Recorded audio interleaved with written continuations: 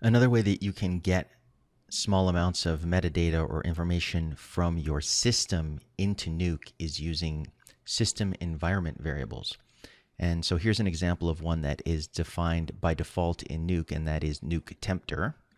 So we're using the tickle command getenv, and that will pull the environment variable called NukeTempter and return its value, which in this case is users Aaron appdata local temp nuke. But this will work for any generic system environment variable, and it's an extremely powerful feature that you can use in pipelines. I've used it quite a bit for things like defining a shot or a sequence or show in a sort of dynamic way, which means that you just by adjusting some information in the shell, you can then make Nuke, the sessions of Nuke that you launch from that shell, sort of context aware as to what's going on in that session. So let's go ahead and set up these environment variables in DOS. It's a little bit easier to do in Unixy operating systems because the shell is a little bit more powerful and you can create more complex systems of scripts for sourcing these variables and stuff like that. But it's also doable in DOS if you take the time to write the script. So we're just going to look at a very simple example.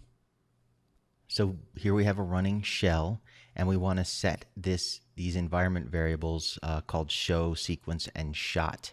And we could use those in various ways in our session. We'll look at that in a moment. But first, let's get them set. In DOS, it's pretty simple. You just set and the name of the environment variable you want to create. So let's say show, and we'll call the name of the show Learn Nuke. And then we want to set up a shot for Learn Nuke, or let's say a sequence. So we'll set up a sequence. And our sequence is the NK sequence right now. And we want to set up a shot.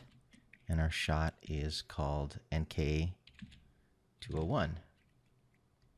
So now those environment variables are set in the shell.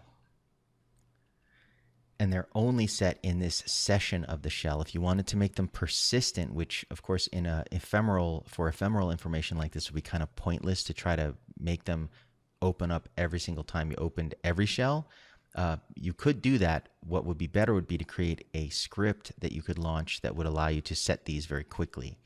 So if you wanted to check these though, that make sure that they're in this session of the shell, you can type echo and then the %, and then the name of the variable you want to echo back. Let's say that we want shot, and then in DOS it's a little strange, different from others in that you put another % at the end to echo that. And there we have it. We can see that that environment variable called shot has been defined in this shell session.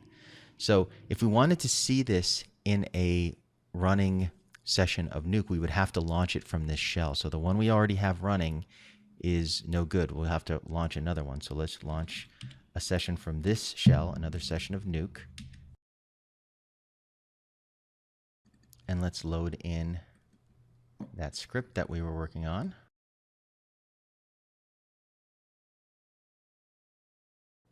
And we can see that those environment variables that we defined are now being pulled into Nuke. So show is being properly expanded to the Learn Nuke show, and the sequence is expanding to NK, and the shot is expanding to NK201. So as you can imagine, this is an incredibly powerful way that you can message little bits of valuable information from the system environment or from other programs in the system into Nuke via these environment variables. So I hope you can get some value out of that.